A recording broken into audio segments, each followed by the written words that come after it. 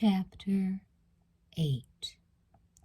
Frank felt buoyed, exhilarated, in the mood to celebrate. He took her to one of Portland's better restaurants in the Skidmore Historic District, where the food was excellent and the prices reflected it. The hell with it, a celebration was a celebration. As they drove from her houseboat to the restaurant, he kept up a steady patter, explaining the intricacies of some of the testimony and courtroom procedures. But his mind was elsewhere. She was dressed in a simple black dress with a scoop neck that exposed the top portion of her breasts. She carried a thin cloth coat over her arm. Her hair was down again, a mass of soft curls and waves. Her face shone in the yellow light cast by cars passing in the other direction. When they reached the office building housing the restaurant, he left the car with the valet and took her arm. The night air was cool and damp, almost foggy, the street lamps glimmering through the moisture. Together, they walked down the curved staircase leading to the restaurant. The hostess recognized them immediately, and her eyes widened in shock. She couldn't speak. Rebecca was suddenly reticent. She pulled at Frank's arm, saying, "You picked a very public place, Frank." "That's the point," he replied. "You're an innocent woman with nothing to hide." A few of the customers seated nearest the entrance spotted them and stared unabashedly at Rebecca. The men were gawking while the women's faces held expressions of disgust. "Reservation for Delaney," Frank said confidently to the hostess. She was too intimidated to respond. She simply led them to their table. As they passed other tables, there were more stares and a few whispered remarks. One of the men locked eyes with Frank, then looked quickly away. They took their seats. Rebecca seemed oblivious to the stares, focusing her attention on Frank. The idea had been to talk business, but business was quickly forgotten. Frank realized he just wanted to be with her, pure and simple. Frank picked up a linen table napkin and placed it across his lap. Then he picked up the menu. "What do you prefer?" he asked Rebecca. "Why don't you order for us both?" she said, a lilt in her voice. "You sure?" "I like everything," she said softly.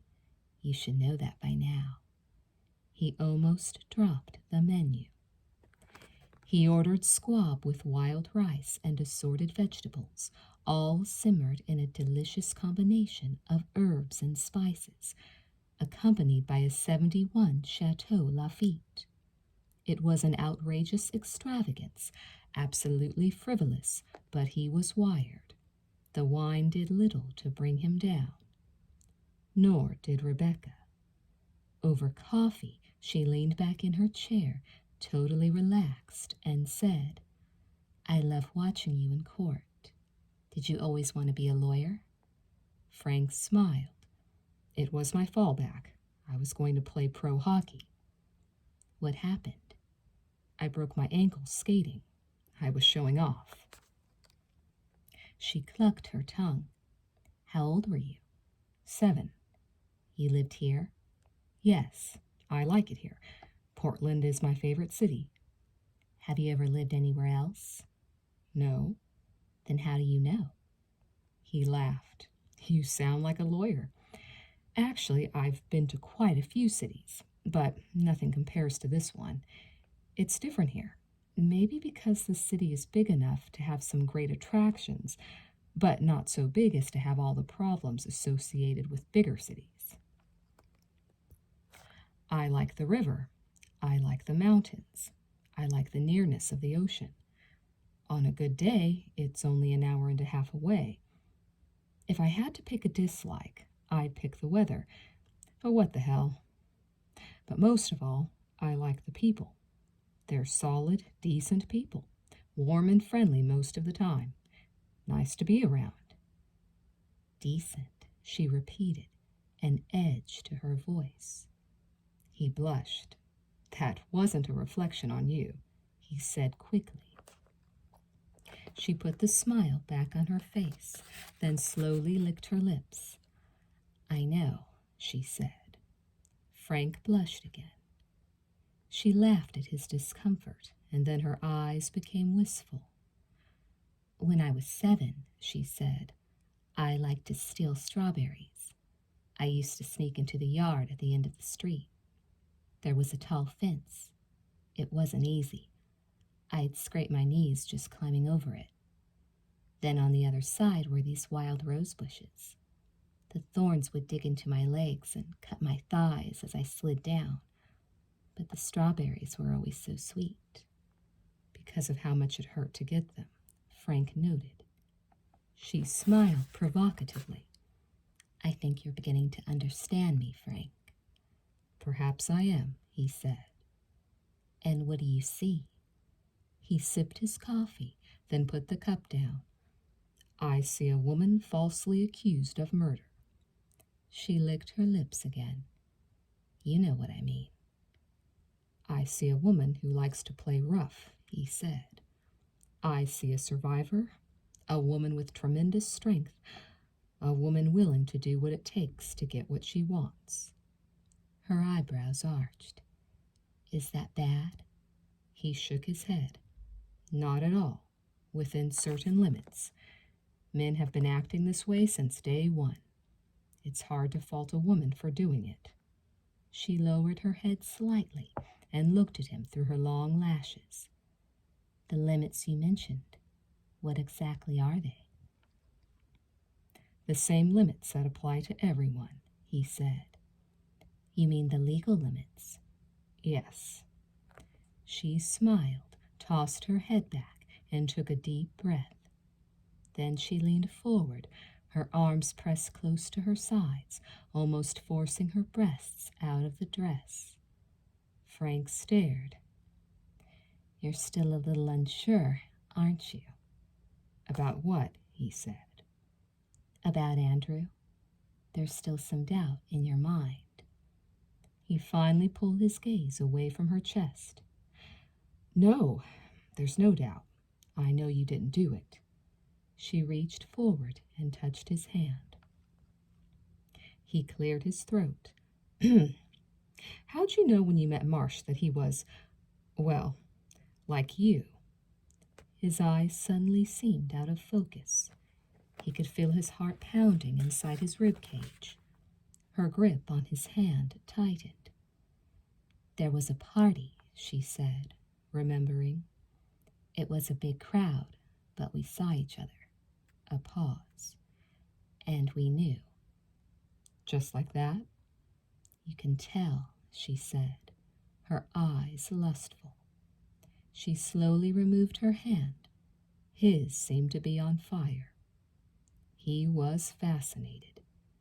He'd never indulged in sadomasochism, either before marriage or after. To him, it made no sense.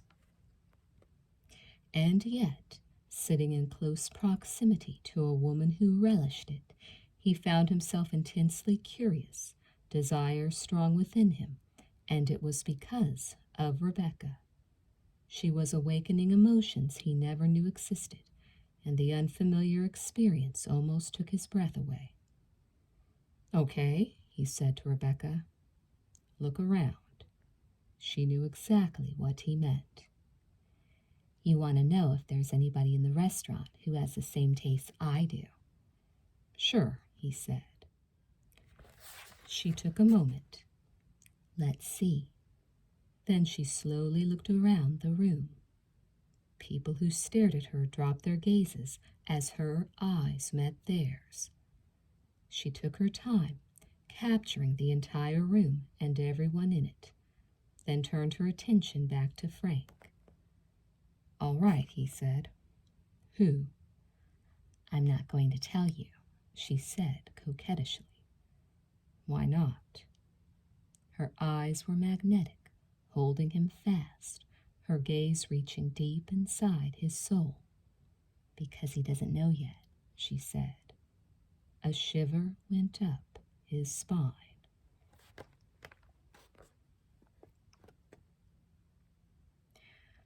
With a sense of expectation, Frank drove Rebecca home. As they walked along the dock toward her houseboat, even the air seemed alive, heavy with moisture, glowing in the reflected light of the moon. The wooden slats creaked beneath their feet as the water slapped softly against the wooden pilings. The faint sound of a television show laugh track drifted out from one of the other houseboats. Rebecca was holding his arm, looking up at the stars flickering in the night sky, completely at peace. She turned and looked at Frank, her eyes shimmering in the moonlight. Yes, it would be nice, she said softly. What would? Frank asked. You and I making love? He felt a surge of adrenaline. Is that what you think I was thinking? They reached the door to her houseboat.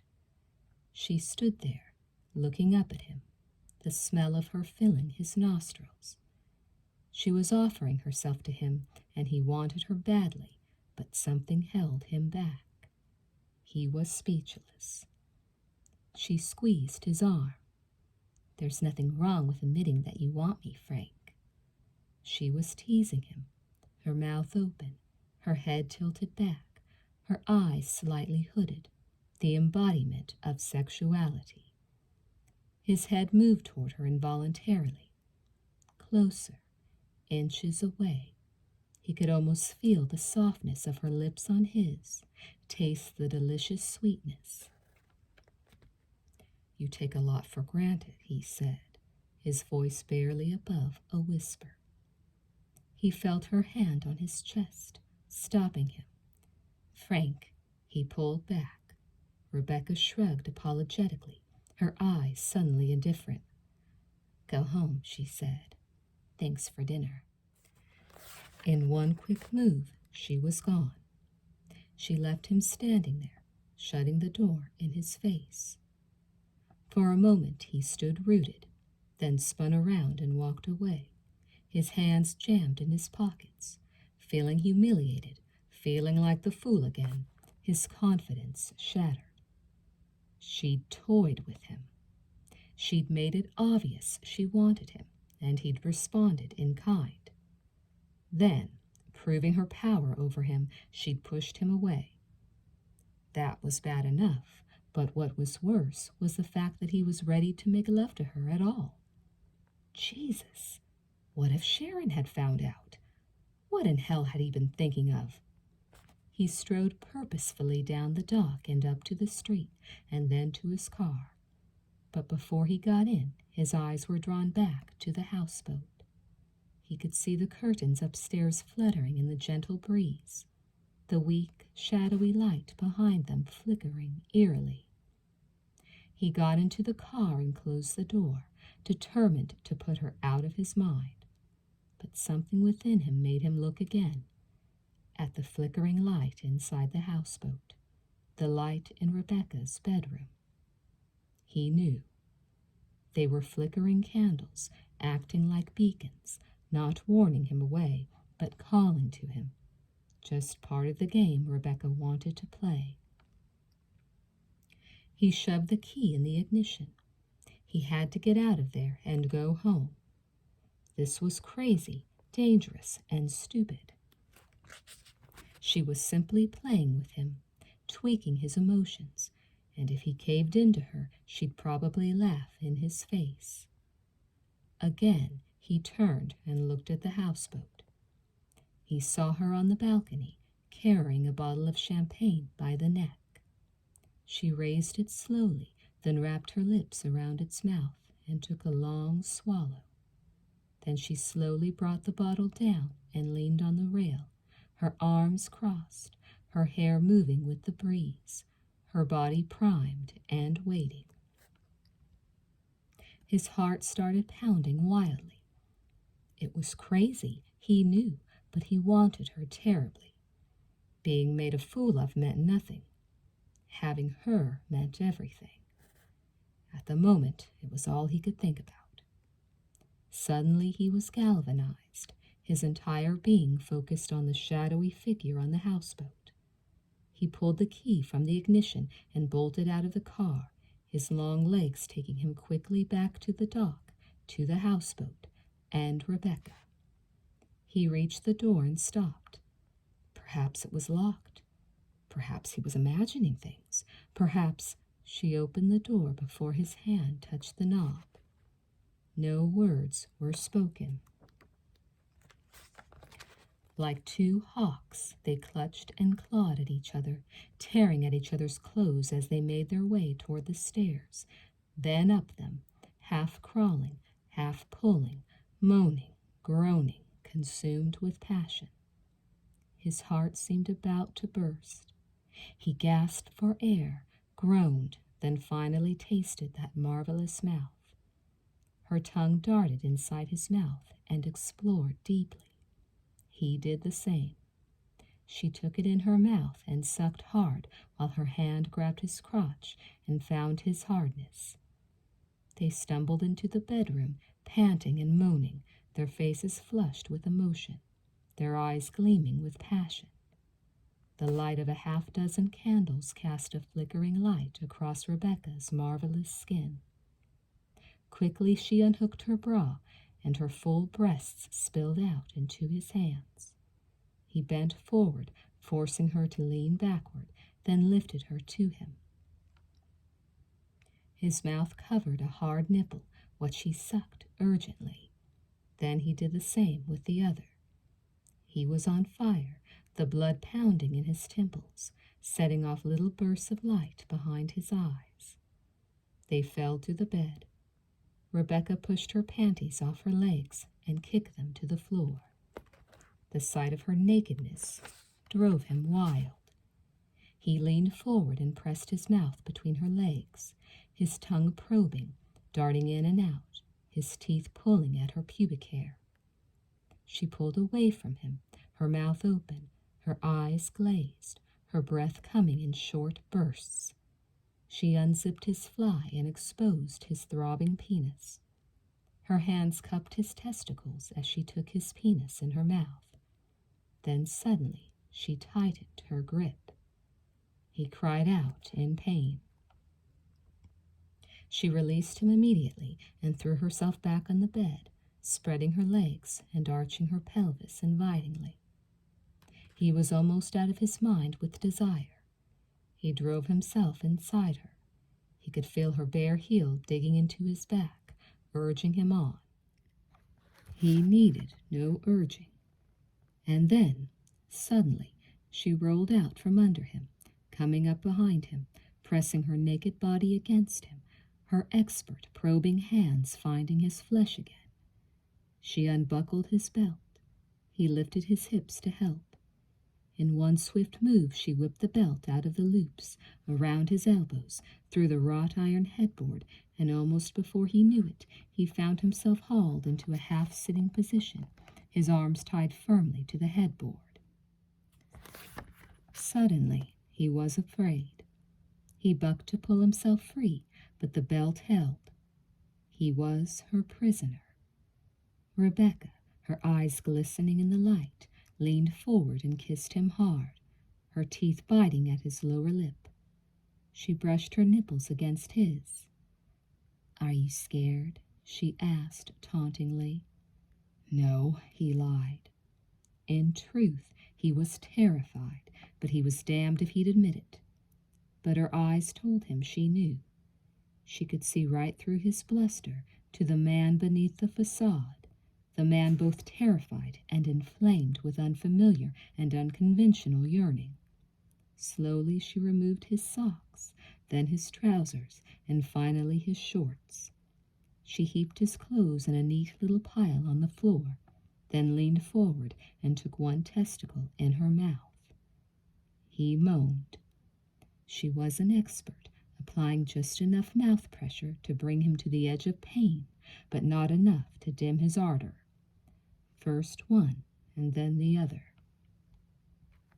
She was in her element, completely in control, and her every move reflected the satisfaction she got from domination. Her eyes gleamed, her skin glowed with perspiration, and her breasts heaved with every gasp of air. She straddled him and knelt, moving her hips in tight, small circles.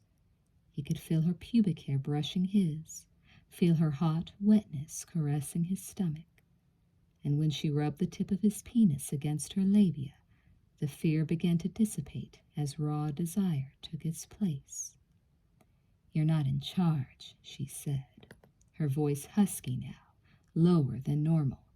"You've got nothing to worry about. You don't have to do anything. You can't." She reached for one of the candles and the bottle of champagne. Fear flickered afresh in Frank's eyes. She saw it and laughed. "Afraid?" she asked. He simply stared at her, his chest heaving, his eyes bulging, his imagination working overtime. She took the candle and held it over his chest. "Trust me," she said, mockingly. She tipped the candle. Hot wax streamed onto his chest, just below his left nipple. He flinched. Rebecca drizzled some champagne onto the wax, cooling it. Then she leaned over and licked hungrily at the foam, her tongue flicking his nipples. She repeated the action, a bit lower this time, and she waited longer before using the champagne. He felt the hot wax sear his skin, and then the cooling champagne splashed over him, some of it trickling over his sides. Again, her mouth chased the bubbles, and when the champagne was gone, she bit his skin, but not enough to draw blood. He could predict what was next, but was helpless to prevent it. He wasn't sure he wanted to prevent it, such was his anticipation and excitement. From the first time he'd laid eyes on her, he'd been intensely curious. He realized that now. But here, like this, caught in a witch's brew of animal magnetism and exquisite longing, all tightly wrapped in a disintegrating cloak of innate conservative prudence, he felt tortured by conflict. He wasn't sure what he was feeling, pain or pleasure, but he knew he wanted her more than anything else in life.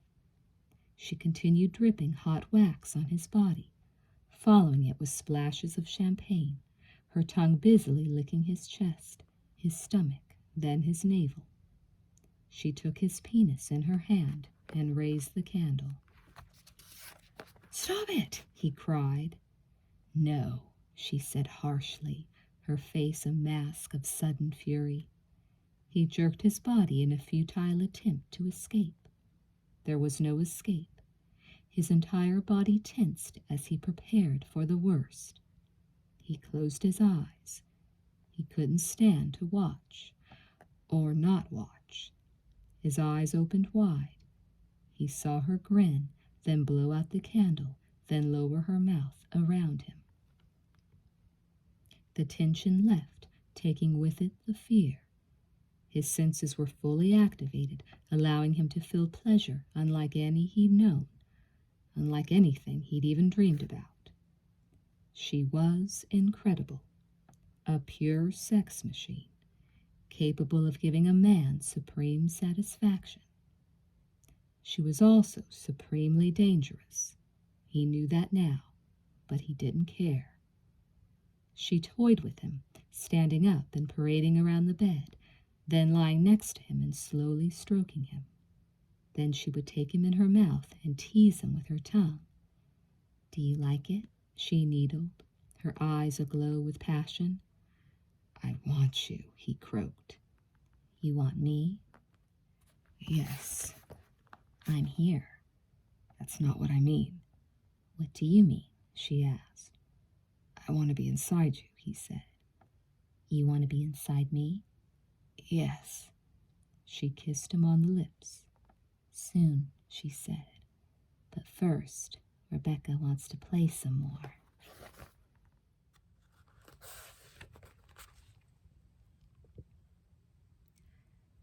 The alarm clock woke him. For a moment, he wasn't sure where he was, but then he heard Sharon groan.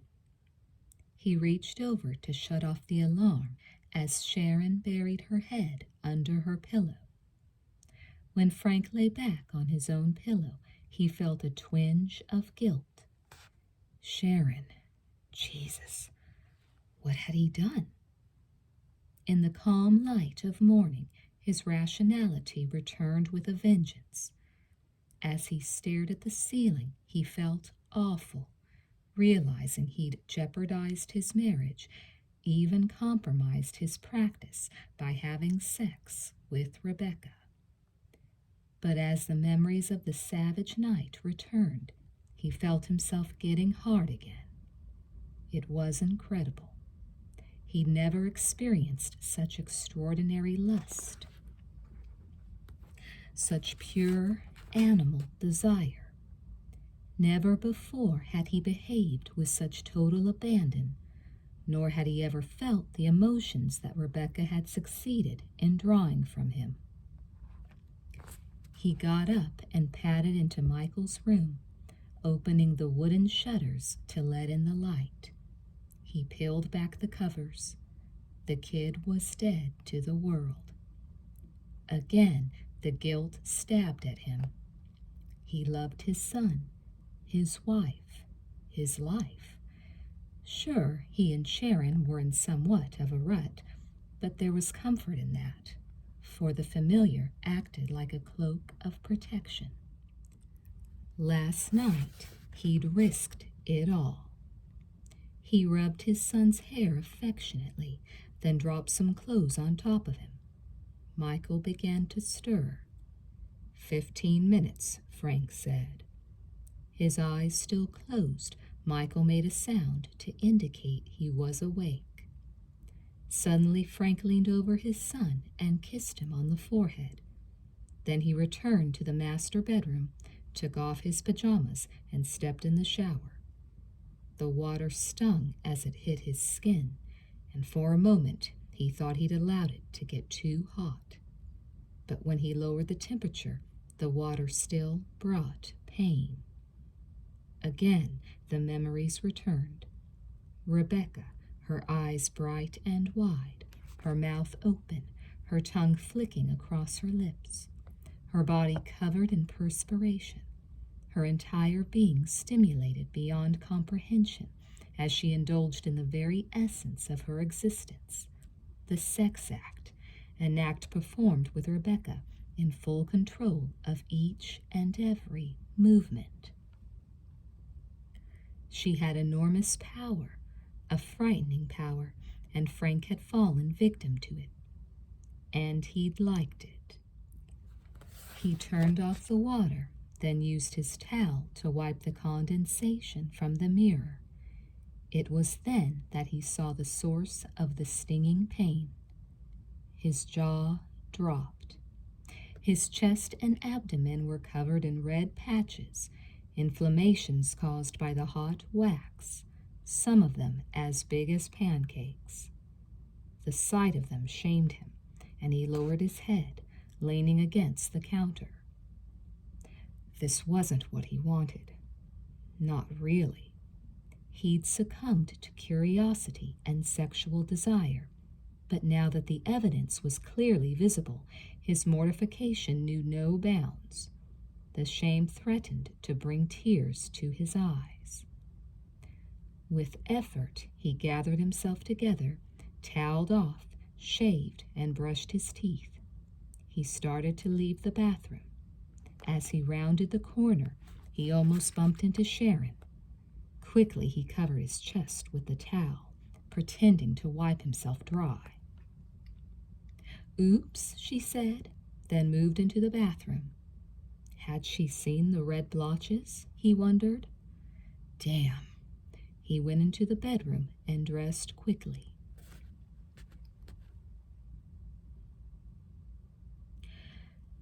Back in court, the presence of Rebecca turned Frank's brain into mush.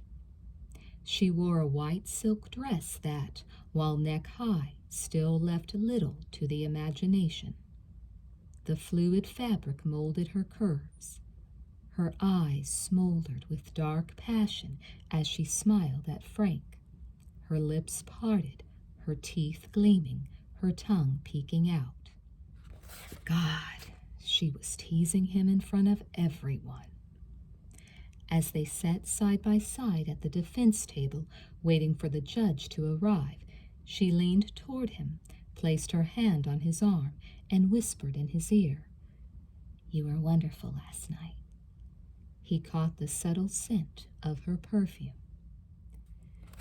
He couldn't answer, nor could he bear to look at her. The guilt was still there, but so was her power. Conflict raged inside him, making it difficult to concentrate on the matter at hand, the trial. He felt her hand slip away from his arm, and as it did, his nerves started screaming. When the judge finally entered the courtroom, Frank felt a surge of relief. This was his element. Perhaps the pressure of his awesome responsibility would help clear his mind. "The people would like to recall Dr. Alan Paley to the stand," Garrett announced at the beginning of another day in court. Garrett was looking triumphant, like he had something special up his sleeve, but it was lost on Frank. Frank was shuffling papers aimlessly, still trying to pull himself together. She was inches away from him, the aroma of her perfume bringing back memories of that reckless night of pleasure and pain. The images simply refused to leave, and for the first time in his experience, the once familiar and welcome fear in the pit of his stomach threatened to develop into full-blown panic. That would spell disaster.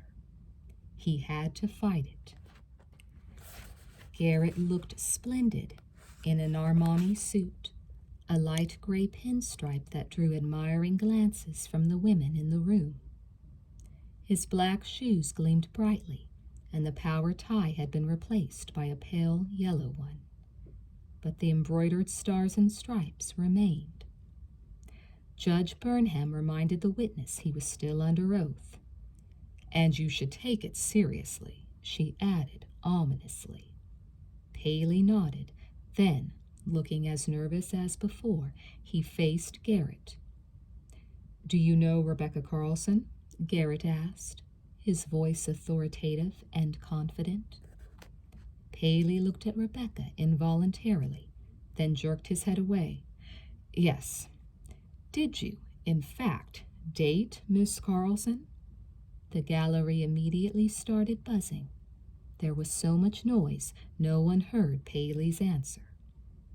Judge Burnham smacked her gavel sharply, glared down from the bench, and shouted, "Keep your mouth shut or get out of my courtroom. This is the only time I'm going to ask nicely." She waited a moment for things to quiet down, then turned to the witness. "I missed your answer, Doctor." Paley said, "Yes, we dated." Garrett stood in front of the witness, his arms crossed over his chest, that cocky look back on his face. Frank struggled to focus his concentration on the words. "Did you ever discuss your patient, Mr. Marsh, with her?" Garrett asked. "His picture was on the social page, and I mentioned that I'd treated him, yes." "What was her reaction?" Paley refrained from looking at Rebecca, his head rigid. "She was fascinated." Garrett's eyebrows arched. "Did she ask you anything in particular about him?" "She wanted to know whether cocaine would kill him if he tried it again." "And what did you say?" "I told her it would be Russian roulette." Garrett turned, threw a smug smile at Frank, then said, "Your witness." Frank stood up and moved away from the defense table. It was blessed relief. He stood 10 feet away from Paley and stared at him. "Dr. Paley," he asked softly, "why didn't you mention your relationship with Rebecca earlier?" "Nobody asked me." Some people in the gallery tittered, but the judge's sharp stare quieted them down quickly. Frank waited, then, continuing to speak softly, said, "Did you have sexual relations with her?" Garrett objected immediately. "Irrelevant," he explained, almost pleading. Frank gave the judge his best hound dog expression. "If your honor will allow me some latitude here, I can establish the relevance."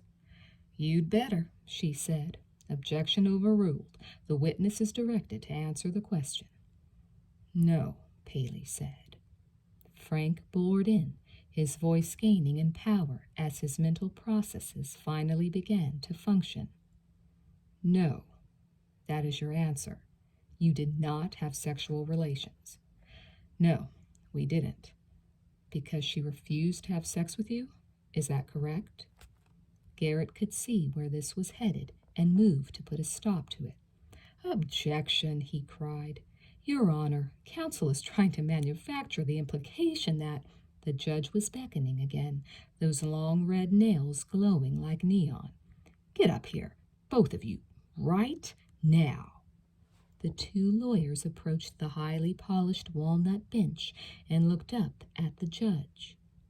She was leaning on crossed arms and peering down at them like a queen on a throne. "Mr. Delaney," she cautioned, "if you're just bottom feeding, you're going to choke on the mud." "I'm working toward a specific point, Your Honor." "Work fast," she told him. "I'm getting tired of seeing you this close to me." The words were harsh, but Frank knew they were said for effect alone. Mabel was a bit of a ham, and the experienced trial lawyers knew it. When she was serious, there was a glint in her eye that shone like a torch. When a lawyer saw the glint, he was well advised to tread carefully. But here, now, there was no glint. "Yes, Your Honor," Frank said, his tone reverent. "Objection overruled," she announced to those in the room. Frank and Garrett returned to their positions. Frank worked hard to suppress a smile. Rebecca had provided him with evidence that would take care of Dr. Paley, and as he stole a glance at her now, he saw her smiling, that adoring look in her eyes.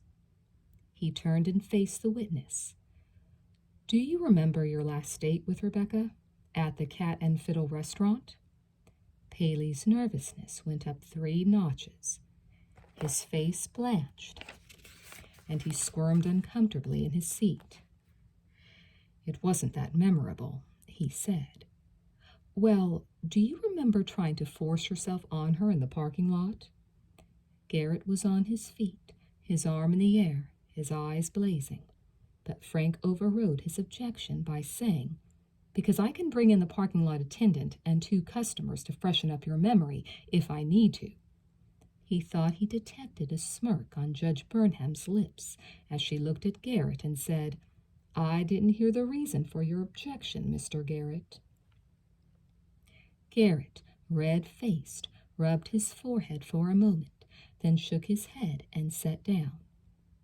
"Wasn't that the last time you saw her until you appeared in court, Dr. Paley?" Frank asked.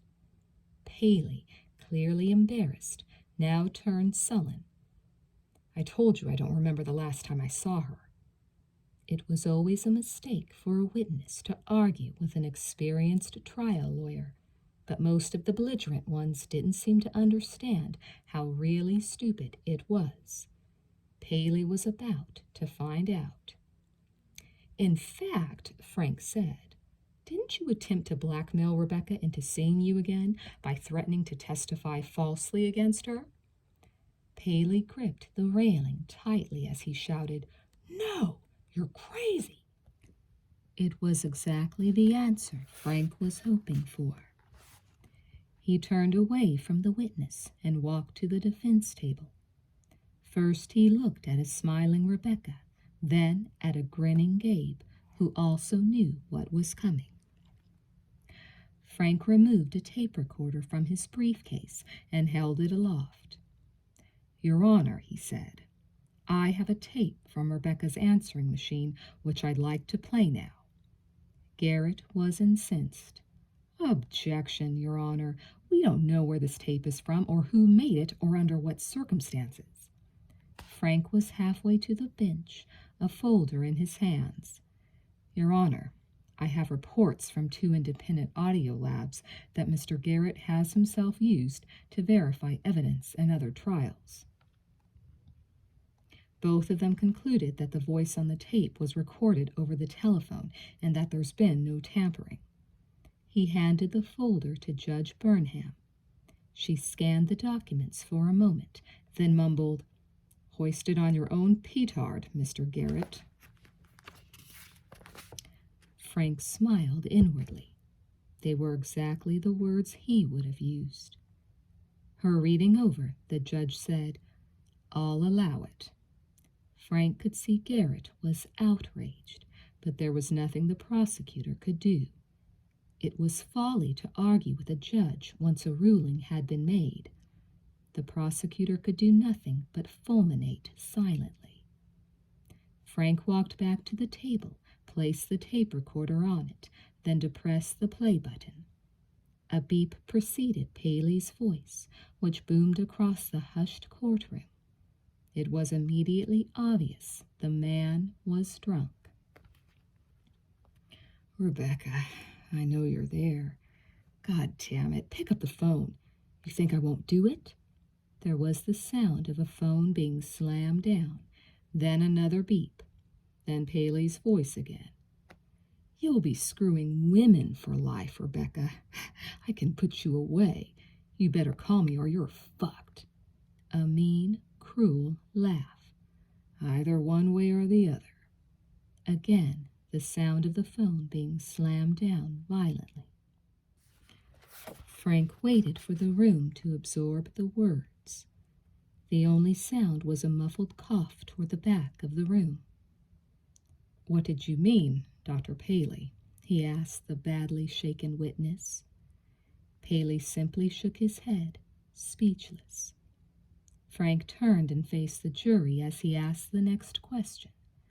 "You never told her about Andrew Marsh, did you?" Paley found his voice. "Yes, I did," he exclaimed. "She asked me, and I told her." Frank whirled and stared at him. "Perjury's a criminal charge, Doctor." "I'm not lying." Frank looked at the jury, his face expressing his complete disgust. He waited for effect, then said, "No further questions."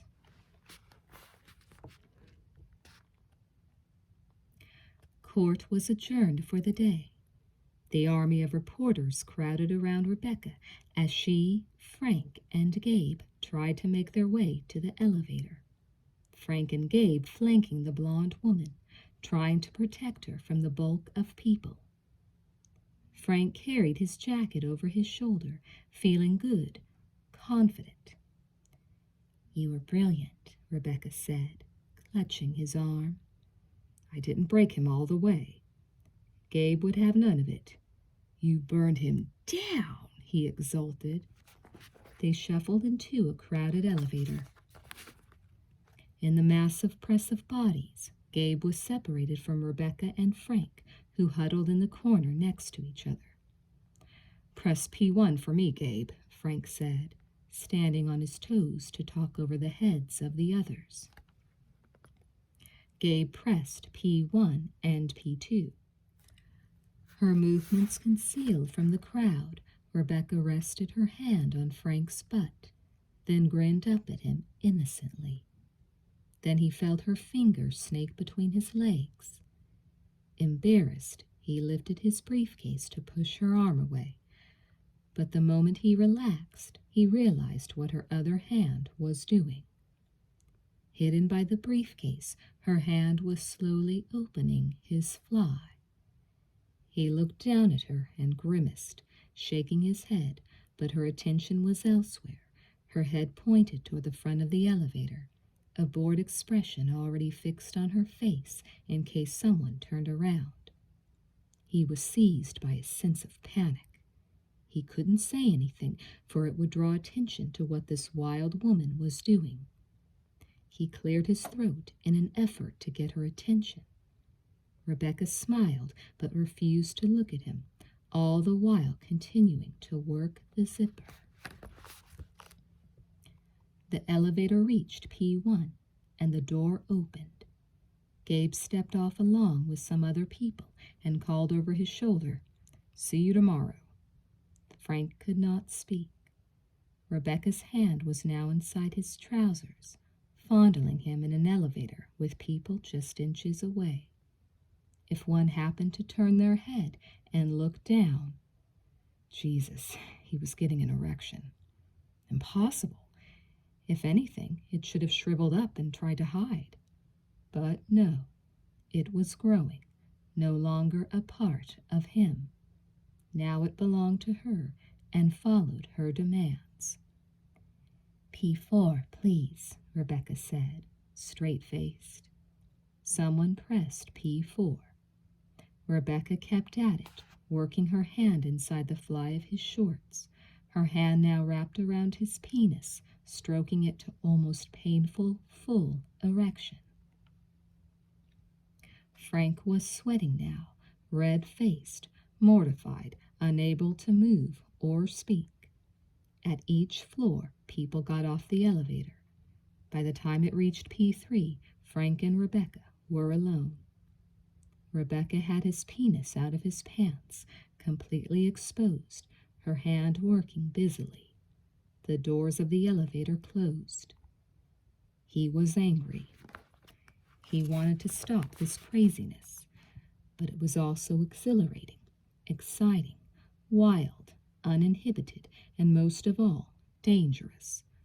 Perhaps it was the combination of passion and danger that stopped him from screaming at her. She wrapped a leg around him, placed both hands on his butt, and began rubbing herself against him. The elevator door opened to the last level of the parking garage, smelling of car exhaust and oil and mildew. She was draped all over him, her breasts hard against his chest. He could feel their heat through his thin shirt. "Someone's going to see us," he said as he tried to look around.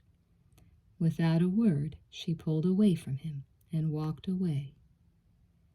He thought it was over, but it wasn't. Fascinated, he watched as Rebecca climbed onto the hood of a car. She removed a shoe and, shielding her eyes with one arm, swung the shoe at a light fixture hanging from the low concrete ceiling. The light shattered into 100 shards of glass, the shards spraying everywhere, including the hood of the car. It was dim now, Rebecca barely visible in the shadows. He walked toward her. She was sitting on the hood of the car, and as he approached, she leaned back on her elbows, oblivious to the broken pieces of glass around her, and spread her legs. She didn't care. She wanted him. Here. Now. It was obvious. He could see it in her eyes, now that he was inches away from her. "I want you inside me," she said huskily. For a moment, he thought he was having a nightmare, a hallucination of some kind, a crazy flashback. This was insanity. But looking at her, hearing her heavy breathing, smelling her perfume, all thoughts of propriety fled, and when she placed her hand between his legs and pulled him closer, he was consumed with but one thought. The rest of the world disappeared from view, out of sight and out of his conscious mind. It was as if he was mindless, an automaton programmed to provide whatever Rebecca wanted upon demand. He was helpless, a slave to his need. He pulled her panties down, bending one knee through the leg hole, leaving them hooked around one ankle. Then he pulled her skirt up out of the way and worked himself inside her. She leaned back, and as she did, he heard the terrible sound of glass crunching. Jesus! The glass was cutting her. He pulled away. She grabbed at him and pulled him back. "Don't stop. Don't worry," she said throatily. Her eyes were wide, covered with a thin film of moisture. Her mouth was open, and her tongue flicked along her lower lip. For a brief instant, his intellect almost brought him to his senses, but only for an instant.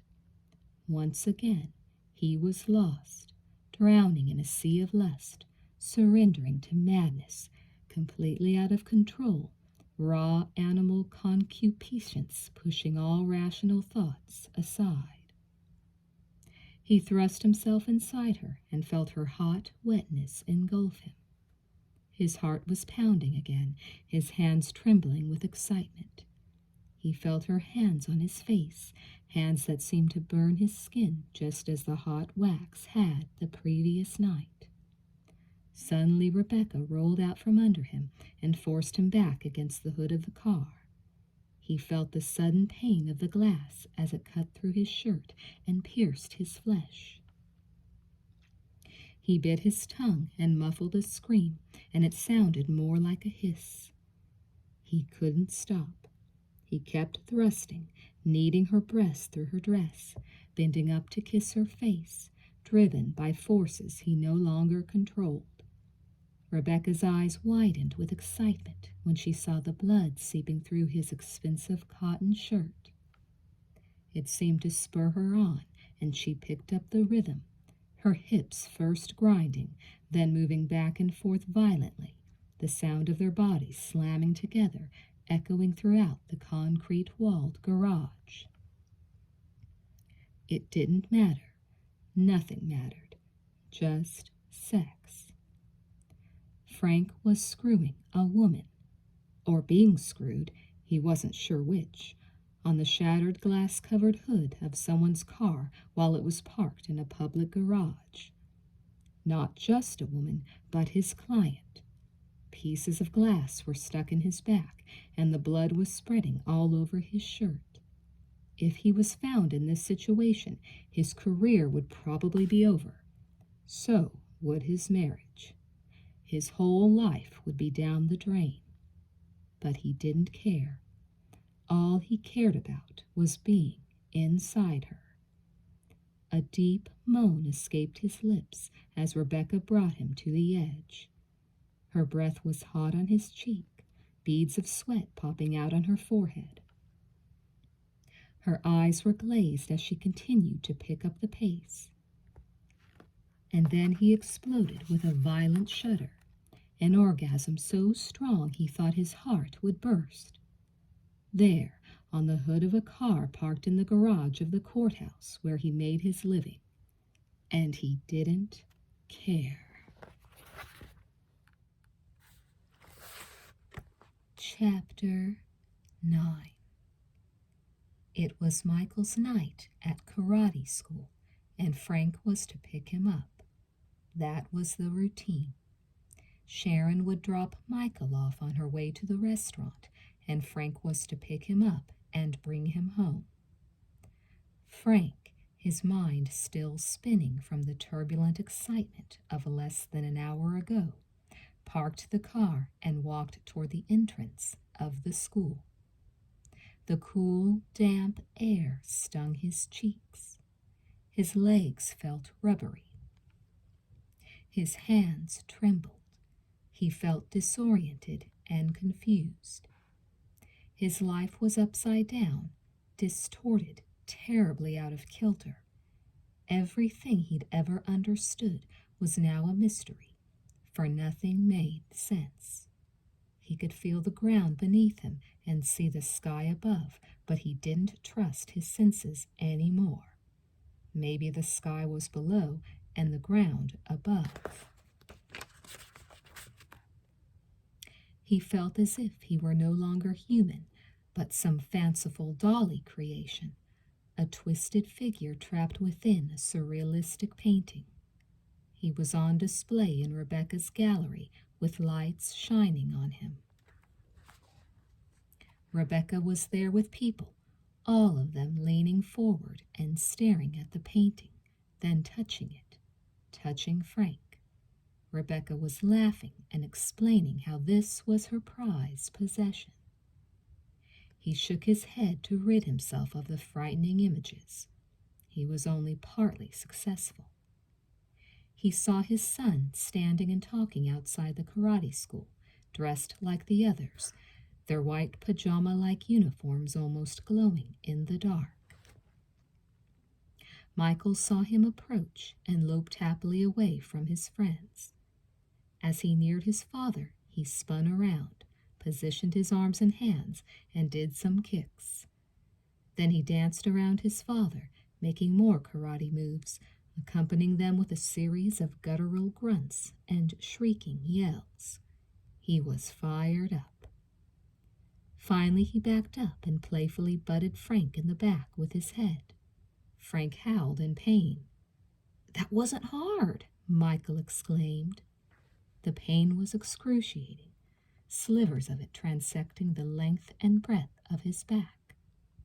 Frank valiantly fought it off, wiping the tears from his eyes.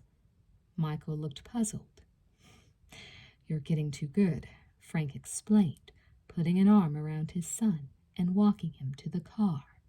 He wanted no more accidental contact with his back. The trip home took them by the docks and past Rebecca's houseboat.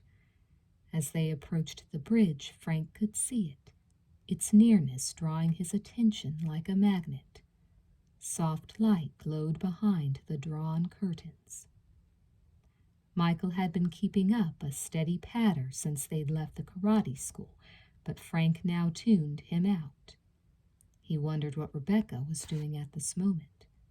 Just the thought of her intensified his pain. His back throbbed. His left knee started to quiver. Was she alone? Was she thinking of him? He'd always considered her dangerous, but this was beyond dangerous. "I got my foot up high," Michael was saying. "Joey didn't see it coming. I'd left myself open, but I was fast. You gotta be fast. The teacher bowed to me." He let out a yell that made Frank jump. "Do you know what that means?" Michael asked. Frank hadn't heard a word. "No," he said. "What?" "It's the highest compliment you can get." Frank's eyes were still fixed on the houseboat. Finally it disappeared behind him. He almost sighed with relief. "And you know what I did?" Michael continued. "I bowed right back to him."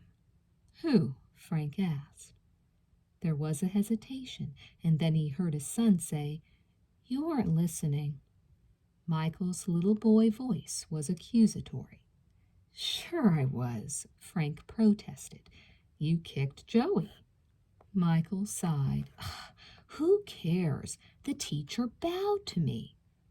"That's great," he said. He must have missed something, he thought, because Michael stopped talking and stared sullenly out the window. "That's terrific," Frank said, trying to get through. Nothing. The hell with it. He had his own problems.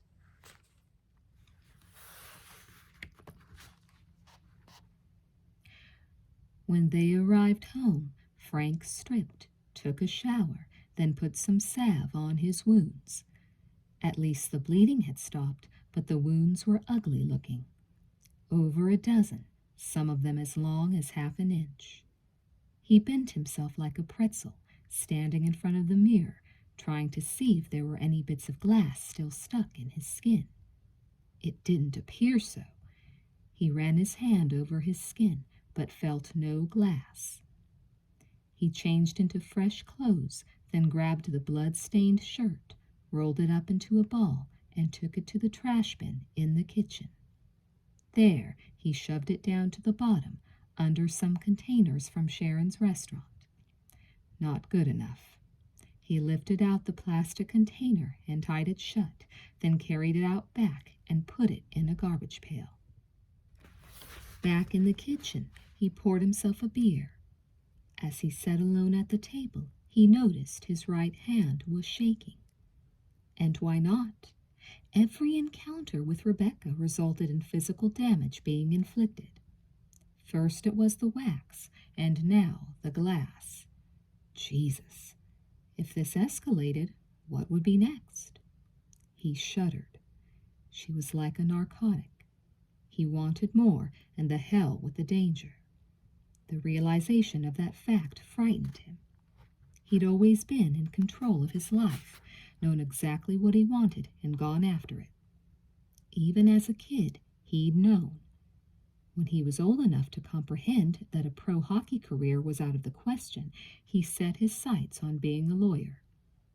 And when he fell in love with Sharon, he found a way to have her and still pursue the dream.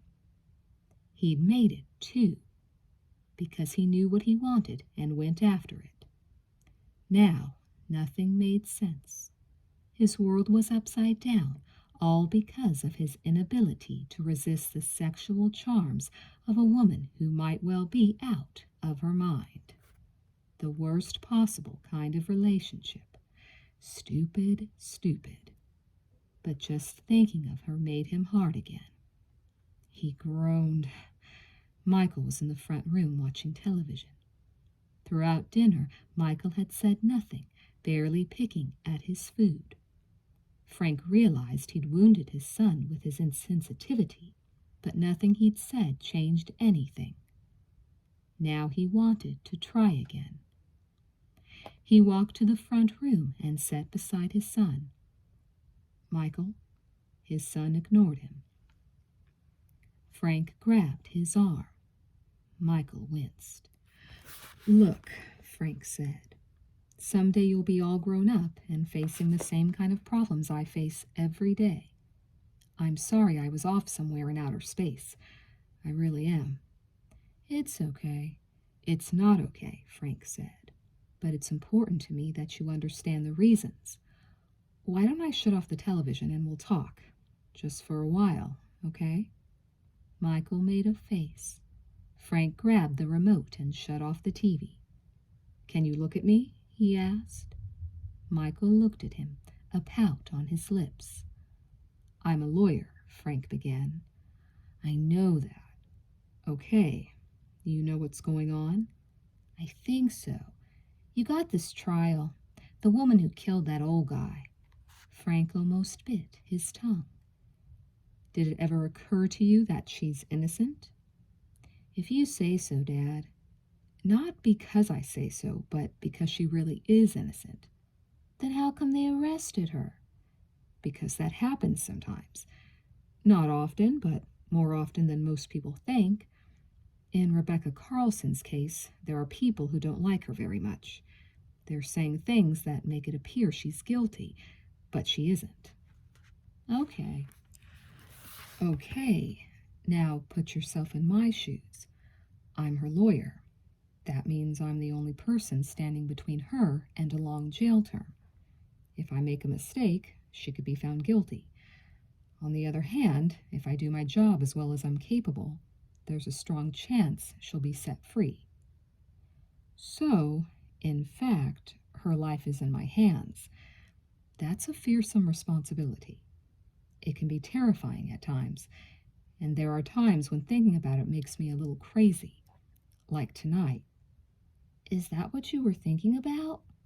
"Yes. I'm worried, Michael. If I screw up, this woman is going to go to jail, probably for 20 years. That's a long time to spend in jail for something you didn't do. So, I was thinking about the trial, thinking about what went on today, and thinking about what I have to do tomorrow. But just because I'm preoccupied doesn't mean I don't love you or care about you. I love you very much. You and your mother are the most important people in the world, and always will be. But there are times when I don't act like it." Michael smiled. Frank smiled back at him. "You understand?" he asked.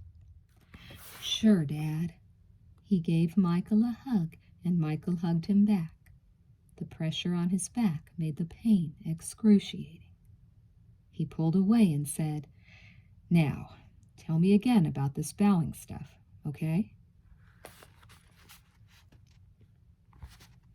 With Michael tucked away in bed, Frank watched the 11 o'clock news. The trial was the lead item. There was a clip of Rebecca and Frank as they left the courtroom, and as the camera zoomed in on Rebecca's face, Frank's back started throbbing again, and his hands started trembling. He switched off the TV, moved to the bedroom, threw on a t-shirt, and crawled into bed, exhausted and confused. For a while he stared at the darkness, his mind a whirl of bizarre thoughts. Then finally he drifted off to sleep.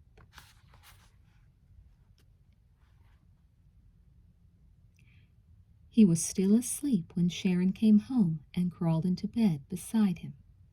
She was still charged from the excitement of another night at the cafe. It always took her about a half hour to come down to earth. Frank's back was to her, and as she pulled the covers back, his soft buns glowed in the reflected light of the bedside lamp. She reached out and ran her hand over the soft skin, caressing it gently. Then she started to lift his t-shirt gingerly. The motion disturbed him, and he rolled over on his back, let out a grunt, then rolled on his side. Now he was facing her, still asleep. She sighed, wound her legs around his, then closed her eyes. The sunshine almost blinded him as he drove to court. It was a glorious day, cool and dry, but Frank's emotions were still a boiling cauldron of confusion. The face of Rebecca seemed to float in front of his eyes, her eyes beckoning him, her full lips parted, her tongue licking her lips. He drove into the parking garage. The contrast in light was so great he had to stop until his eyes fully adjusted. Then he continued to the parking spot assigned to attorneys. He met Rebecca at her car. As usual, she looked radiant, her hair carefully arranged, her eyes as sultry as ever. "Good morning," she said cheerfully. "Hi." She grabbed his hand. He pulled it away. "What's the matter?" she asked. "Nothing," he said. "I just want to concentrate on what's ahead." She turned and walked toward the elevator. He followed. Neither spoke. As they walked down the corridor, the reporters clustered around, as usual. And as usual, Frank had nothing to say. Someone pushed him in the back, and he almost cried out. But he didn't. He kept moving through the doors and back into a packed courtroom. There was an electricity in the room, a sense of anticipation. Yesterday's testimony had been dramatic, and on the morning news broadcast, an embarrassed Robert Garrett had promised some fireworks. Just words, Frank had thought as he watched his adversary on television. But they were more than words. The explosion came after the afternoon recess. After a series of uninteresting witnesses, some of the spectators had actually fallen asleep. Garrett was waiting for a special moment. Now he stood up, slowly buttoned his jacket, and asked the court to call Jeffrey Roston to the stand. Frank, suddenly alert, looked at Rebecca. The name meant nothing to him. It wasn't on the witness list, and no deposition had been taken. When he saw the shocked expression on his client's face, it was clear that Roston's name rang a bell with Rebecca. She was as tight as a violin string, her face pale, her mouth open, her chest heaving as she took short, shallow breaths. "Do you know him?" Frank whispered urgently. Rebecca didn't answer. She was looking over her shoulder at a man entering the room, a handsome man in his 50s, with graying hair and a steady walk. Frank whirled and faced the judge. "Permission to approach?" Judge Burnham beckoned. Garrett joined him at the bench. "Your Honor," Frank said, "this witness has never been mentioned by the prosecution and is not on the witness list. I ask that this testimony be delayed until such time as we've had the chance to depose the witness." The judge looked at Garrett, a bored expression on her face. It had not been an exciting day to this point. "Our investigators didn't contact Mr. Ralston until yesterday afternoon in New York," Garrett explained. "He's an ex-lover of the defendant's." "What took so long?" Judge Burnham asked. "He just came home from an extended vacation." "No matter," Frank insisted. "We are entitled to depose the witness, Your Honor." She thought for a moment, then said, "All right, I'm going to allow the testimony. If you need some time to prepare for proper cross-examination, I'll allow it, but I want this trial kept moving." Frank was livid. "Your Honor," a glance stopped him. "That's it, Counselor. Take a seat." As he returned to the defense table, the look on Rebecca's face troubled Frank. She was still in shock, and it showed. He had constantly warned her not to react to anything that took place in the courtroom, lest the jurors misinterpret her expressions. It was always better to project an inscrutable expression. Until now, she'd been excellent, but here, at this moment, she looked terrified. She'd either forgotten or was ignoring his advice, and he gave her a look as he sat down. It changed nothing. Damn. Garrett positioned himself so that the spectators and jurors could see the witness unhindered. Garrett seemed full of himself, confident again, relishing what lay ahead. The tone of his voice reflected that renewed confidence. "Mr. Ralston," he began, "what was your relationship with Miss Carlson?" "We were lovers," the man answered calmly. "How long were you together?" Garrett asked. "For about a year." "How would you describe your sex life with her?" Ralston squirmed a little. "It was very intense." Frank clearly understood that answer. He felt his own body tensing. Intense. Good word for it. He shifted in his chair. "I know this is very personal," Garrett said softly, "but I'm going to ask you to be more specific." Ralston looked ruffled. "She was always trying to get me more and more worked up." "By what means?" "I couldn't do everything she wanted in my condition." "What condition is that?" "I had a bad heart," Ralston said. There was a collective gasp from the spectators. Despite his years of experience, Frank's own jaw dropped open. Garrett looked at him and smiled, obviously pleased that Frank was so shocked. The prosecutor waited before continuing. Frank could feel Rebecca's hand touching his. Angry, he pulled away. Something else he would normally never do with a client. "What happened next?" Garrett asked. "I had bypass surgery." "And how are you now?" "Fine. The doctors say I can live to be a very old man." "How did your relationship with the defendant progress after you had the surgery?" There was bitterness in the answer. It ground to a sudden halt. "She left me." Frank stared straight ahead, trying to keep his face impassive.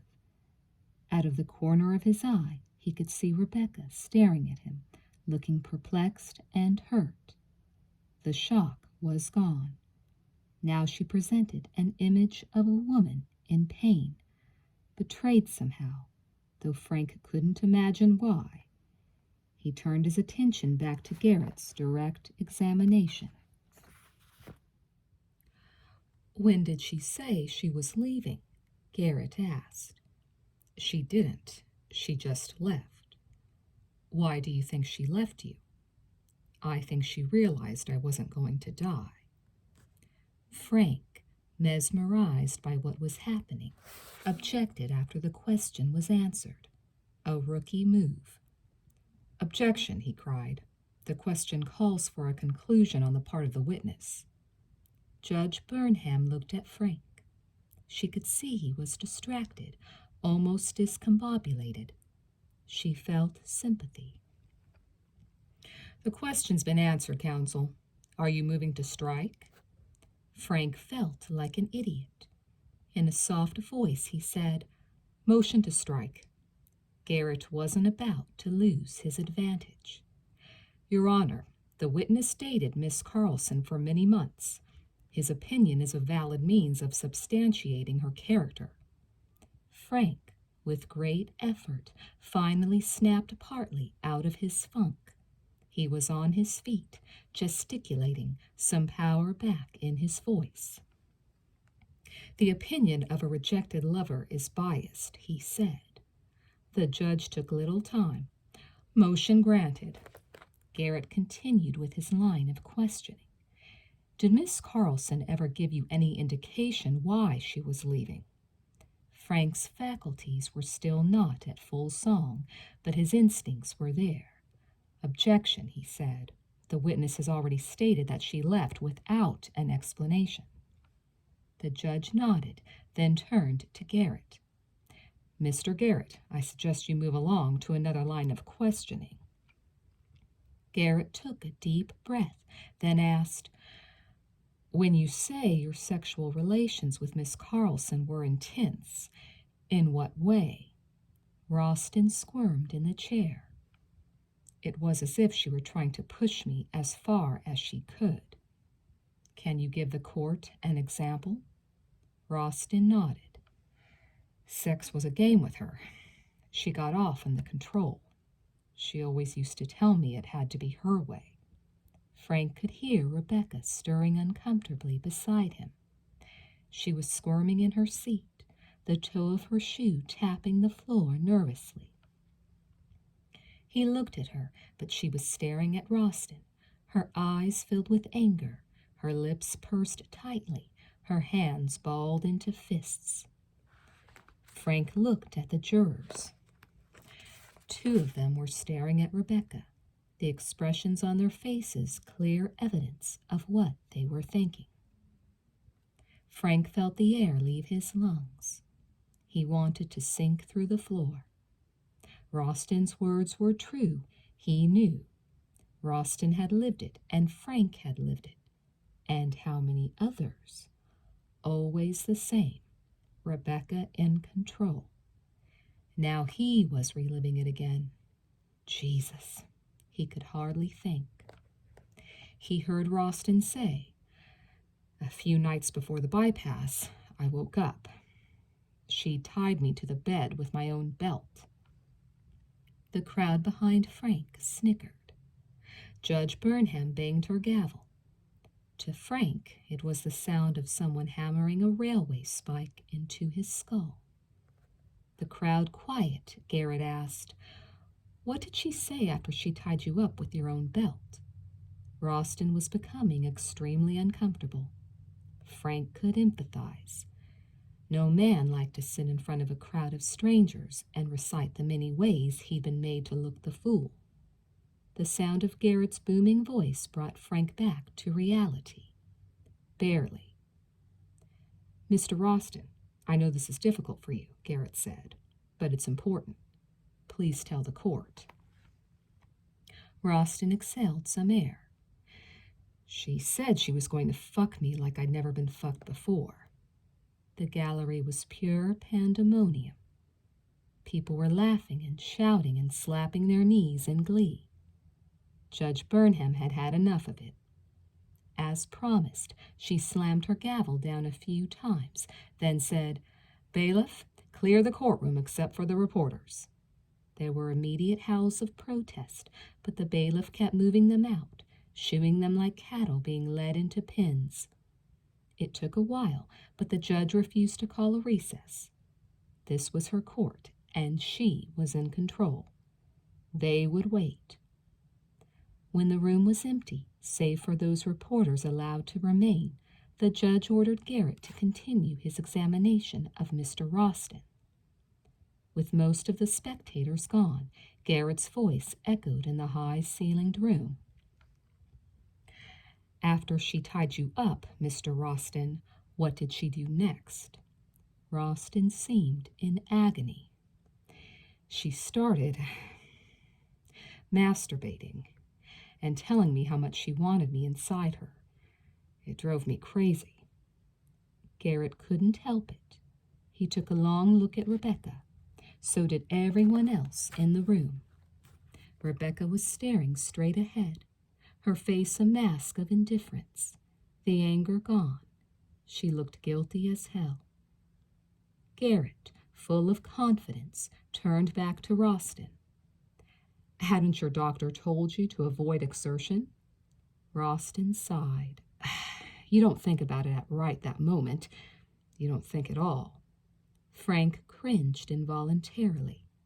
He wished he were somewhere else, any place else. The words of this witness were hitting him hard. He felt sick, weak. He felt short of breath. "Did your heart start to bother you?" Garrett asked. Ralston slowly nodded. "We started to make love. She was on top of me, and every time I got close to orgasm, yes, she'd stop. I couldn't take it. My heart was pounding so hard I thought my eardrums were going to break. I couldn't breathe. I was suffocating. I begged her. I really thought I was about to die." Garrett took a step forward. "What did she say when you begged her?" Ralston's face filled with hate. "She laughed." Garrett took a moment, then asked, "Did you change your will while you were involved with Miss Carlson?" "Yes." "Who was your primary beneficiary?" "She was." He uttered a sour laugh. "I'm a fool." "Fool." The word struck Frank like a hammer blow. Garrett wound it up. "Thank you, Mr. Ralston. No further questions." Frank wanted to stand up, but he knew his legs would betray him. He also knew he couldn't bear to ask questions of this witness. It would be like cross-examining himself. He couldn't do that. Not now, at least. He needed to pull himself together. "No questions at this time," he said softly, "but I would like to cross-examine the witness after I've had the opportunity to study the testimony." Beside him, Rebecca lowered her head as if trying to hide from the stares of everyone in the room. Judge Burnham looked at the wall clock, then said, "That's fine, Mr. Delaney. You may cross-examine the witness tomorrow. It's after 4 o'clock. The court will adjourn until tomorrow morning." She stood up and swept toward her chambers, her black robe trailing behind her like a huge kite. The reporters hurried out of the room, ready to hit the payphones or climb into their electronic-equipped field trucks. Garrett tidied up, put some folders in his briefcase, then smiled at Frank. "You're dead in the water," he said. Frank, his legs still rubbery, walked past him without a word. Garrett held the wooden gate for Rebecca. Her hips grazed him as she passed through. Then she looked at him and said, "You're enjoying the testimony, aren't you, Bob?" "Beats a holdup at some 7-Eleven, he quipped. She laughed. A nice laugh. Garrett liked her laugh. And she had guts. As she walked out of the courtroom, her back was as straight as a drill sergeant's. Her head was held high, and there was a seductive sway to her hips. In the corridor, Rebecca hurried to catch Frank. Drawing beside him, she said, "I can explain." There were reporters in the corridor, but he didn't care. He grabbed her wrist and shoved her into an empty courtroom, then spun her around to face him. "You're a little late," he bellowed, his voice echoing throughout the room. "I needed to know before he testified. Why the fuck didn't you warn me at least?" "I didn't expect him either," she protested. "Did you need to hear about every man I ever had sex with?" He was beside himself with rage. Just barely, he restrained himself from slapping her across the mouth. "Just the ones with bad hearts who put you in their wills." Her eyes widened. "You think I killed Andrew? So does everybody in the courtroom. You made me look like shit in there." Now she was incensed. "You're not on trial." "Oh, the hell I'm not. I was out of my mind to get involved with you." "To make love to me?" "Yes, but I don't want to compound my mistakes. You're my client, that's it. I don't want to have anything to do with you beyond that." It was amazing. Her moods were mercurial. One minute she was raging like a tigress, the next displaying deep hurt. The look on her face now was so sincere, so real. "Just like that?" she asked. "Like I don't have any feelings? Like I don't matter?" "Hey," he said bitterly, "I'm not your type. I'm too young and healthy." Tears formed at the corners of her eyes. "That's not fair." "No," he said coldly, "but it's accurate." She stared at him for a moment, the picture of wounded pride. But then her face hardened and she said, "Fuck you too, Frank." Then she turned on her heel and stormed out of the courtroom. As always, the coffee house was jam-packed. The usual uptown crowd milled about the entrance while they waited for a seat at the bar or a table. Frank walked past them all, through the door and into the room. He smelled the coffee and the food, but this time they almost turned his stomach. He felt the hot stares of some who recognized him, but he kept his head down and bullied his way through. The babble of voices hurt his ears. He saw Garrett sitting at a table, deep in conversation with another lovely woman.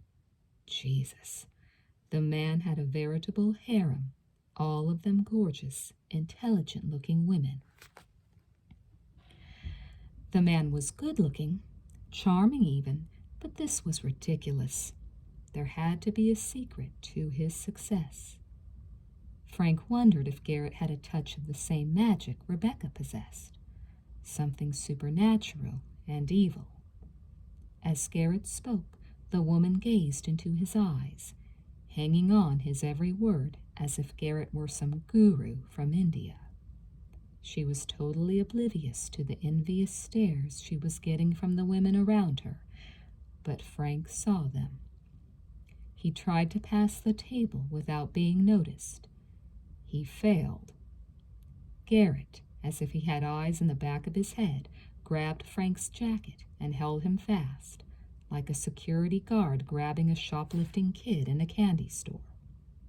His haughty face was flushed with victory, his mouth formed in a smirk. He beamed, hamming it up for all to see, very aware of the stares he was receiving. "First time I ever nailed you," he crowed. "Whew, that was a sweet moment." "Enjoy it while you can," Frank said, pulling away.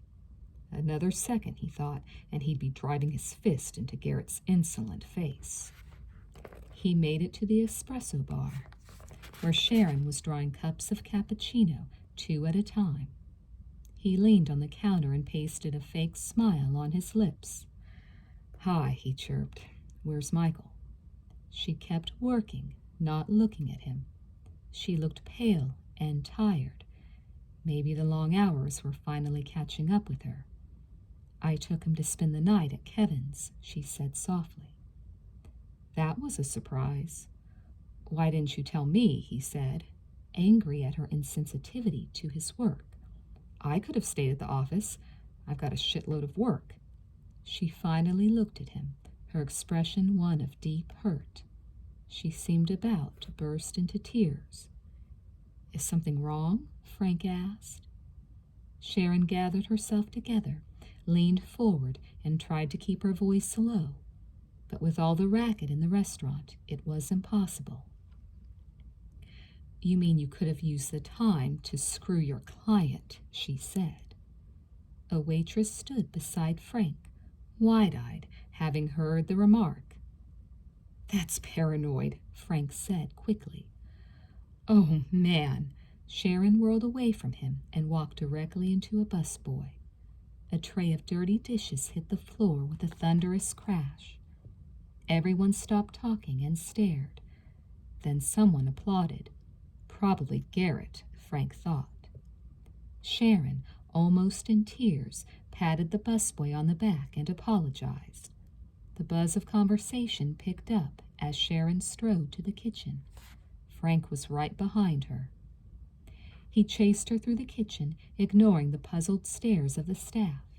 She was out the door, into the alley behind the place, walking away quickly, almost running. The alley was used to service the stores that backed onto it, a place for trucks to deliver and pick up, dark, dirty, littered with dumpsters, garbage cans, and piles of garbage-filled plastic bags. Dim light bulbs hung over doors marked shipping and receiving. A small river of dank water meandered down the middle of the alley. "Sharon!" Frank called after her. She looked over her shoulder. "Go away!" Wondering what the hell was wrong, he cried, "Talk to me!" She kept moving. He grabbed her elbow. She kicked at him. His mouth fell open in utter shock. She'd never gotten physical before. "What is it?" he cried, almost begging. She told him. "People see your car down at the river in front of her houseboat," she said. "It gets back to me." So that was it. He felt his heart begin to pound. "She's my client," he exclaimed quickly. "I'm allowed to have conferences with my client." "Sure you are," she countered, pointing at him accusingly. "Why don't you have them in your office?" He threw his hands in the air. "I can't believe you listen to bullshit gossip." "I talked to her," she said, her voice harsh with fury. He was stunned. "What? When?" Her eyes were filled with hate. "She called here tonight, looking for you." His nerves were screaming at him. Jesus. He tried to concentrate. "What'd she tell you?" Sharon looked at the dark sky, then at Frank. I could hear it in her voice, how she said your name. "You're making this up," he said. Her eyes were like daggers, stabbing at him. "What'd she do to you, Frank? How'd you get those marks on your chest?" He felt the blood draining from his face. His hands began to tingle. Her dreadful hurt had metamorphosed quickly. Rage took its place.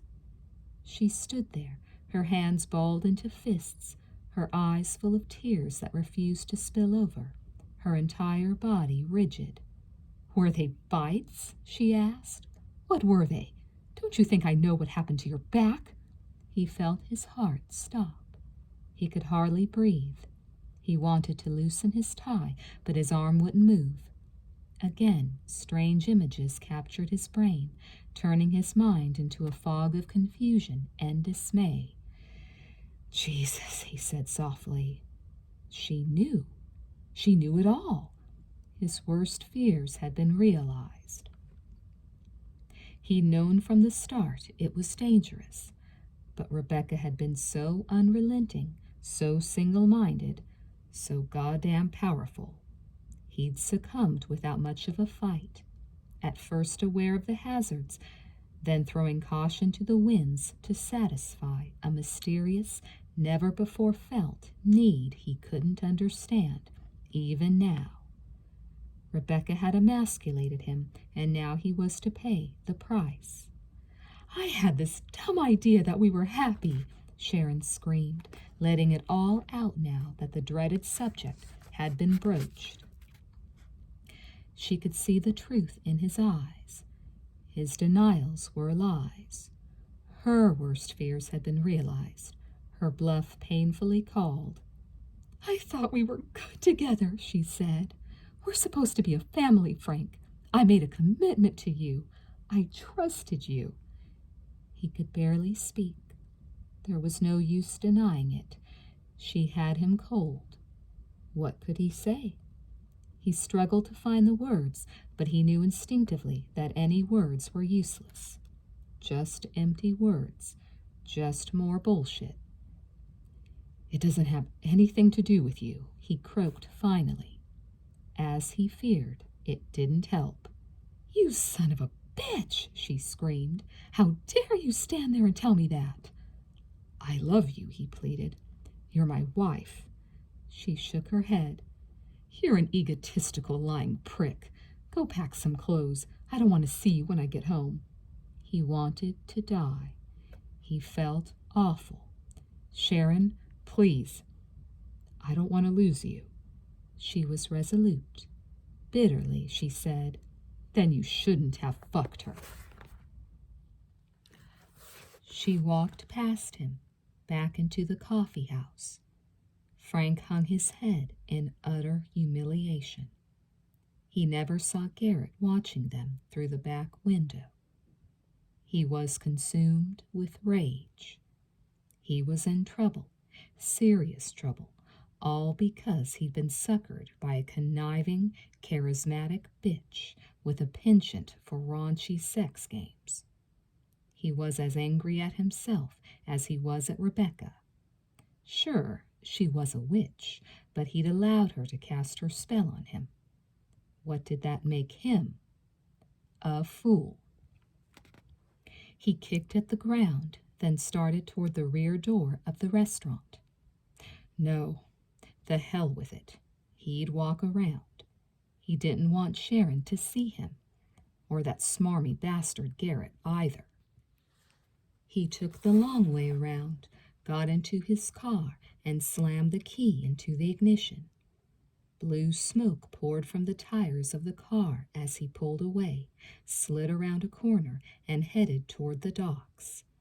He ran red lights, went through stop signs, even let his speed get up to 70 in some places.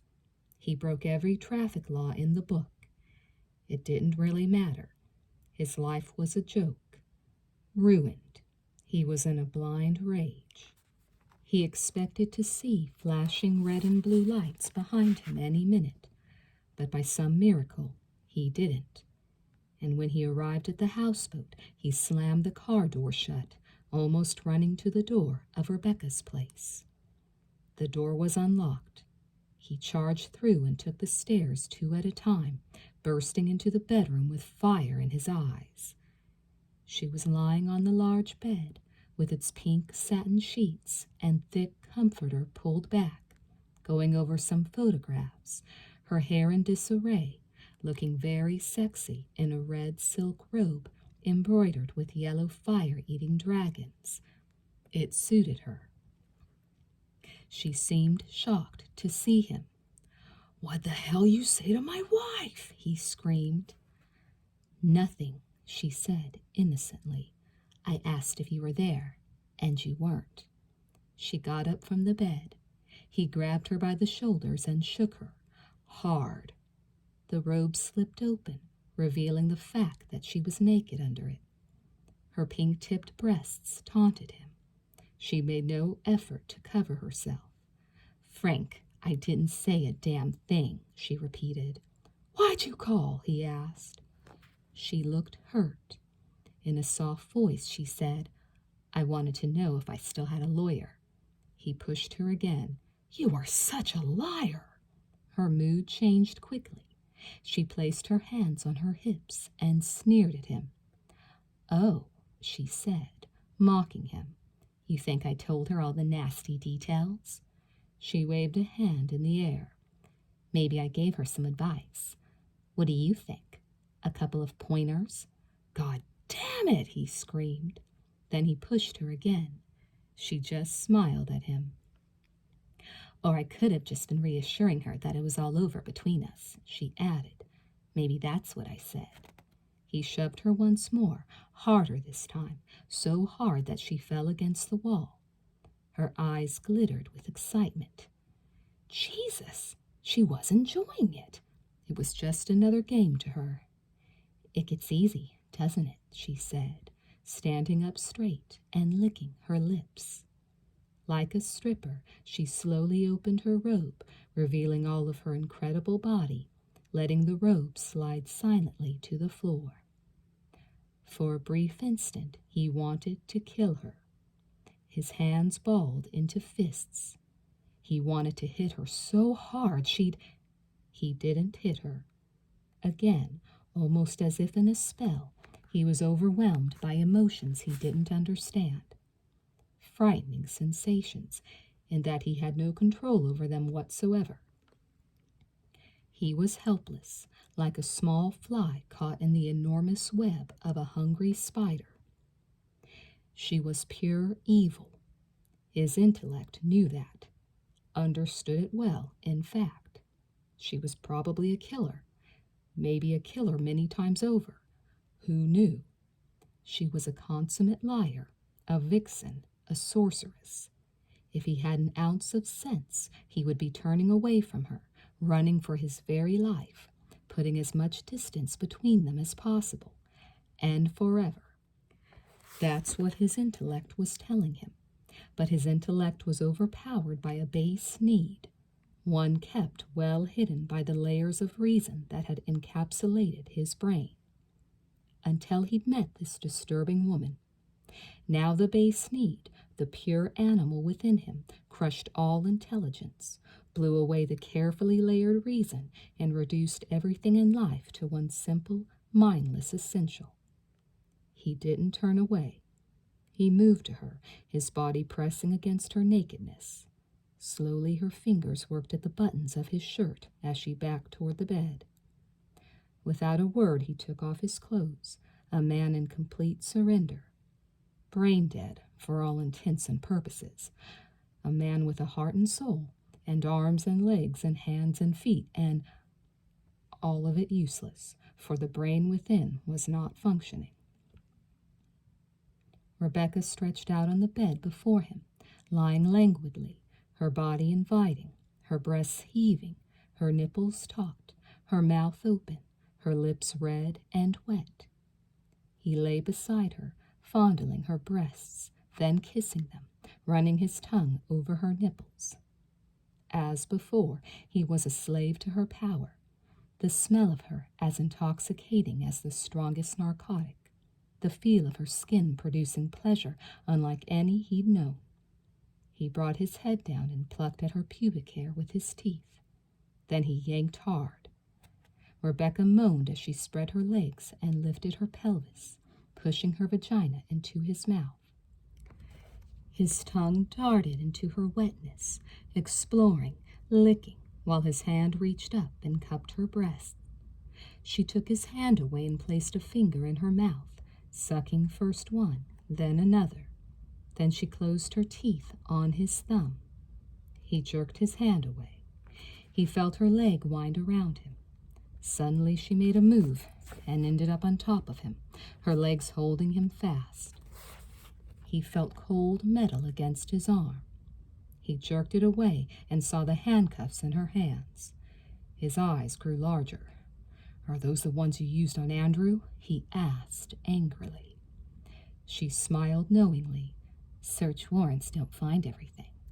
Quickly he reached up and grabbed her, trying to flip her over. She struggled with the strength of a man, fighting for dominance. They were both sweating now, their skin slippery, their breath coming in short bursts from the effort. He was too strong for her. Her strength was fueled by passion and excitement, but his was fueled by a combination of rage and the certain knowledge that he'd totally fucked up his life. He had her pinned to the bed. His face was inches from hers, his eyes blazing with hostility, flecks of foam at the corners of his mouth, his cheeks flushed from exertion and fury. He held the handcuffs. "Let's try something new, Rebecca," he hissed. Using every ounce of his strength, he pinned her arm against the headboard and snapped a cuff on one wrist, the sound of metal against metal echoing in the room. She grunted and kicked at him, missing by inches. He was beginning to enjoy it. He seized the other wrist harshly, jerked it back, and pulled the handcuffs through the wrought iron. Then he snapped them shut over the other wrist. Again, she tried to kick him. He laughed at her. "I thought you liked everything," he said viciously. He had her. She was cuffed securely to the headboard. She twisted and turned, fighting to get free, but it was useless. He moved on top of her, spreading her legs with his knees. Then he entered her roughly, his hands stroking her writhing, sweating body. His weight kept her pinned. She could barely move. He lowered his head to her breast, took the nipple in his mouth, and bit down hard. She screamed. Suddenly, she sank her teeth into his neck. He bellowed in pain, then jerked back. He could see his blood on her lips. Again, he laughed. She was helpless now. He was the master, and she hated it. He could see it in her eyes. This was new to her, a complete reversal of fortune, and the terror blotted out the excitement. "Are we having fun yet?" he asked. "Fuck you," she snarled. "Good idea," he said. He grabbed a breast and squeezed it hard. She groaned. Again she bucked, trying to escape, but there was no escape. He drove himself into her hard, his hands lifting her to him so the penetration would be at maximum. They were both out of control, insane. The rage bubbled within him like a volcano ready to explode. Again he thrust deeply. She started to say something, but he jammed his arm across her throat. "I can't breathe," she gasped.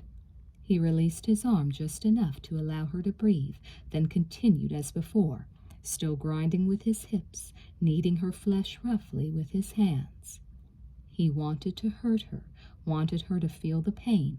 He wanted to kill her. He wanted to fuck her to death.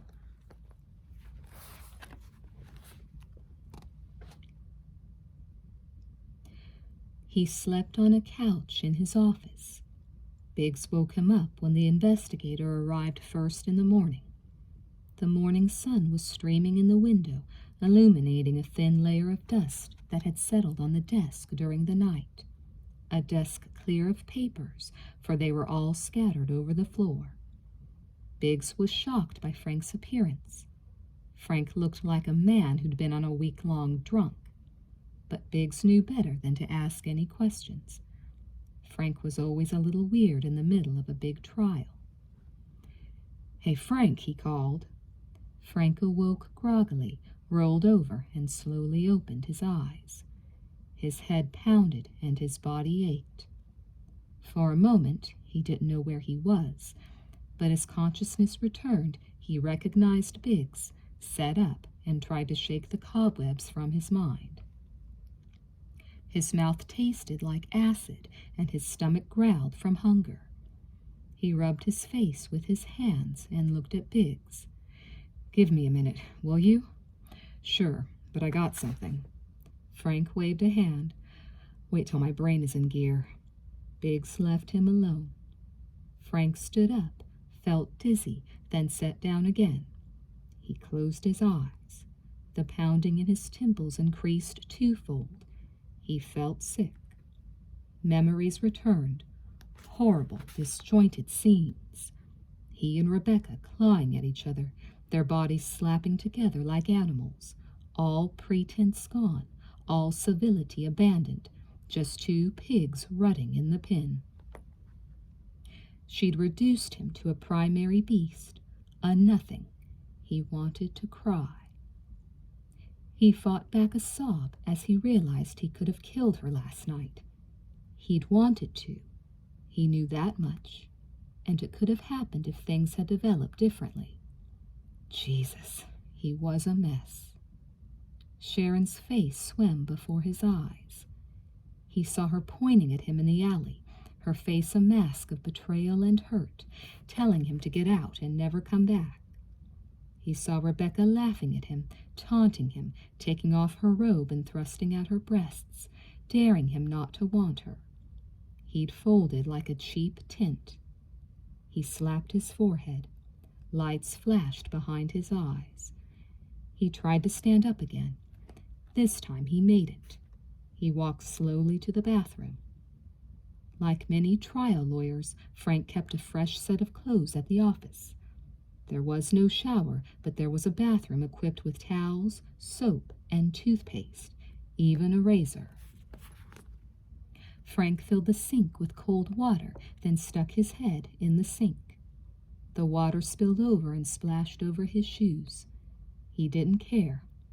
The cold water was like a tonic, bringing him partly back to life. He reached inside the medicine cabinet, found the aspirin bottle, and took 3. Then he drained the sink and filled it with hot water, as hot as he could stand. After 10 minutes in the bathroom, Frank emerged looking almost fresh, but the puffiness under his bloodshot eyes advertised a tough night. He walked into the conference room where Biggs waited, drumming his fingers on the mahogany table. "So, what has you so excited?" Frank asked. "You get something on Ralston?" "Sorry, but no." "No?" "No. There's nothing on the guy. I used a couple of friends, and the 3 of us talked to people all night. Ralston was bitching about Rebecca to lots of folks. If he's lying, he's been telling the same story for a long time." Frank made a face. "Terrific."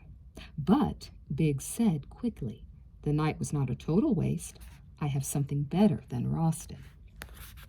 "What?" "You remember the Marsh tape?" "Yeah." "Well," he said, having difficulty containing himself, "Marsh was really into recording this shit. He could have opened his own video store." Biggs picked up the remote control from the table and pressed a button. A video already cued in the machine began to play. It was Marsh with Rebecca, with her on top, her favorite position. Rebecca was smiling at the camera. The voices were slightly garbled, but understandable. Move that sweet ass," Marsh was saying. "Like that?" Rebecca said, grinding. "Oh, yeah," Marsh was saying. "He forgot to say please," she said. Frank closed his eyes for a moment. It was too much. He was fighting to erase his own memories of Rebecca, but there she was, doing what she did best, grinding and bucking, and he had to watch. This was business. This was all that remained of his life, his work. Rebecca threw her head back and thrust her breasts forward, then ground her hips into Marsh as she caressed her breasts and pinched her hard nipples. Then, slowly, her head came forward and her lustful eyes opened wide. She smiled at Marsh. Frank watched her shift her weight, pulling Marsh with her, still locked inside her. She exposed his flank, then slapped it hard. Marsh moaned with pleasure. Frank wanted to vomit. He'd seen this tape a score of times, and it had had little effect other than to make him curious about what it would really be like to be in Marsh's place.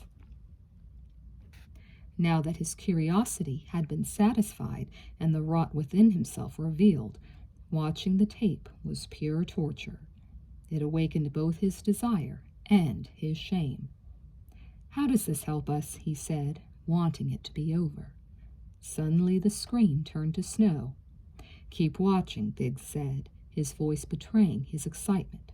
"I would have missed it too, but the phone rang and I let the tape play while I talked. Garrett figured it was the end of the show.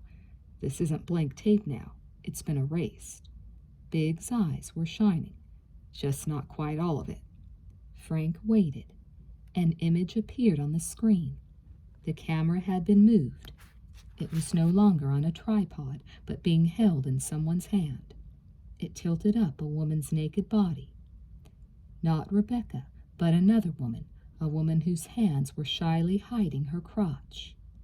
Frank heard the woman's voice. She was giggling as she said, Andrew? Frank thought he recognized the voice, but he turned to a grinning Biggs for confirmation.